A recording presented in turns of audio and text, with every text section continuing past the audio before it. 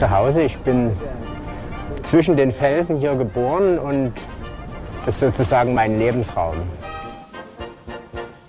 The first day, Bernd decides he's going to introduce us to the climbing with a group free solo. He suggested taking all of our shoes off so we could feel the grains of sand on our feet. People just getting used to the rock and feeling free, scrambling about. I didn't really realize it until I got here, but this was pretty much the birth of modern free climbing.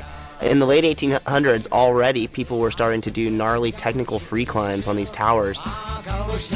And back in the 60s and 70s, Bernd Arnold, he was revolutionizing free climbing as we know it.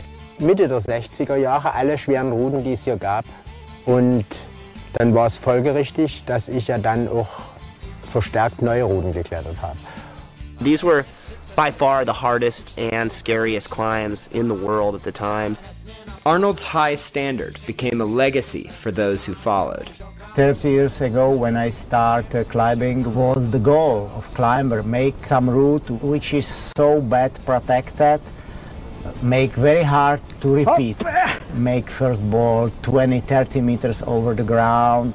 Not only hard climbing, but also hard mentally. The local rules, passed down over generations to preserve the rock, are fairly simple. First of all, you can't use chalk, which marks out the cliffs. And, unlike everywhere else in the world, you can't protect the cracks with metal gear, like nuts or cams. So, when faced with a typically massive runout between bolts, what you're left with are little pieces of rope tied into knots.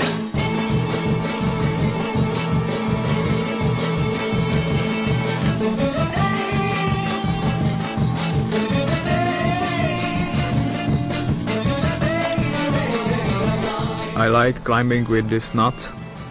For you, it must be hard to believe that the knot will hold you. Shit. I think it might be for you real, like scary. If you climb some route, if you fall, you can become legend. Or I go in hospital with broken leg, which is also funny sometimes. You go on the sharp end, make your nuts ready and start climbing. It's a whole new mind game, for sure.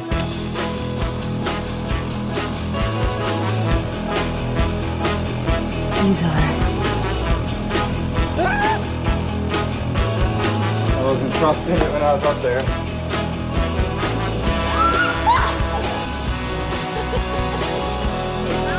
The classic crack climbs are parallel sided and you can't get any gear at all. Every once in a while you come to a spot that has a constriction where you would pull off what you hope is the right size and put it in there, and can't really tell if they're good or bad. Get in there. I usually just yank on them a whole bunch. This place is definitely the scariest place I've ever climbed. Then you get out on the phases, and there's no chalk. Yeah, you don't have a clue where you're going.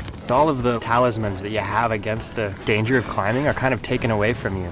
And you're left with just you. Whoa!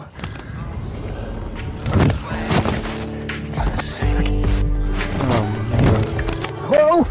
It's just the beginning when the bowl gets to your feet. You go and you go and you go and you go before you get another piece of gear.